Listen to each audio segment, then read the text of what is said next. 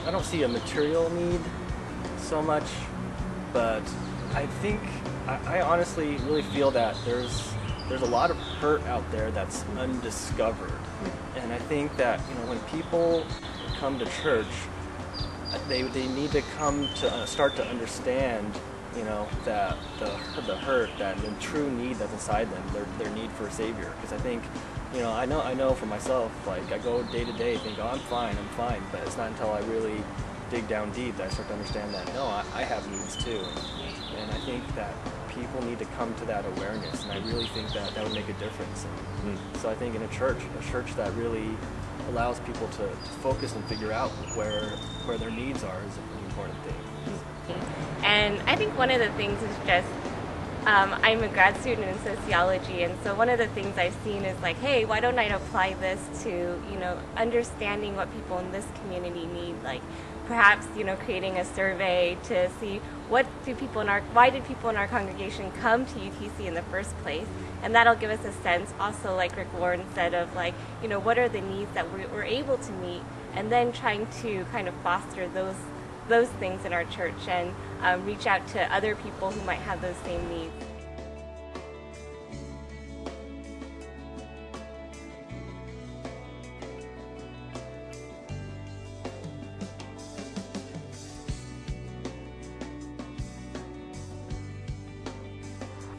I think the biggest need in this community, at least for UTC Claremont area, the first year workers, the post-grad, because a lot of the UTC community and a lot of Claremont is a lot of people who just started working, who may have been Christian at one point, but just got flooded into the working world. And so I feel that the need is definitely the way to build more community is just to have more activities. I think first, a lot of things is just exposure to the word. UCSD has a number of fellowship groups and things on campus, and there's always people on certain weeks maybe witnessing on the campus, but I don't think there's ever a point where you can say, oh, we've done enough outreach at this point, and they feel as if it's really up to them, but to really outreach more and really always have things that are open and available to them. And so I think definitely having regular activities. When you meet a new friend that say, oh, you love to run, well, we're running every week on Saturday mornings or something. If you can't make it out this week, you can come out next week, and then this way that slowly just introduce them to the word and really just get to know them through any means. Well, during this time, definitely I think people are focused a lot on just their financial situation. So the question of how to make ends meet and how to, what the future holds. I think there's a lot of insecurity, and speaking to the hope that we have in a God who provides and a God who cares for us. But also on a day-to-day life, I think, in this neighborhood, there's so many families and kids and teenagers of all ages, and one of the main issues, I think, specifically in this neighborhood is the lack of childcare or daycare options that is affordable. And so I think a lot of families are struggling with that and what they can do to provide care for their children, but also make ends meet by having to work. Yeah. And certainly some families working, some parents working 2 jobs to make ends meet.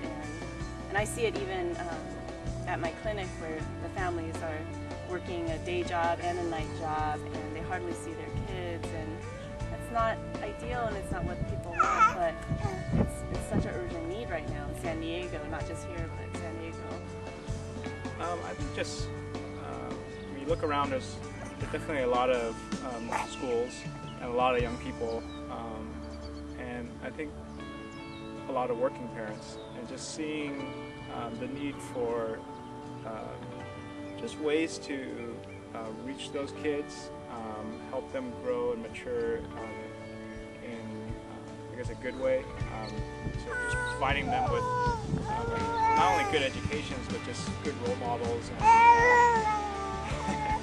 and just encouraging them in their daily lives, just to just to become just a great part of the community, and not just kind of decide that well, they're someone else's kid, they can deal with them. Well, I know almost everybody on the street. I have people walking around right now that I know. We have a pretty tight-knit community. Everybody kind of watches out for each other here, which is really cool. So I kind of am in people's worlds here. We do a potluck on the street every year, and I try to get community dinners together and stuff, and get to know people better. There's some widows on the street, there's some widowers on the street. There is all kinds of people with all kinds of needs. And even though it's a pretty little street in Scripps Ranch, there's still all kinds of needs here. Well, here in Mira Mesa, I work here at Erickson Elementary, and I've been here since my daughter was in kindergarten, volunteering and being part of the school community, and now I'm the school librarian, so I've been here quite a while. Get to know the families. I see the families in their loneliness. I see them in their financial needs. I see them with their language needs. And now as the economy's turned a little sour, food needs, just family help. Even opportunities here to even help the little ones learn how to read better. So trying to give them a step up and start there. So there's a lot of needs here in the community, a lot of different addictions, and wow, so many things we can address. Yeah.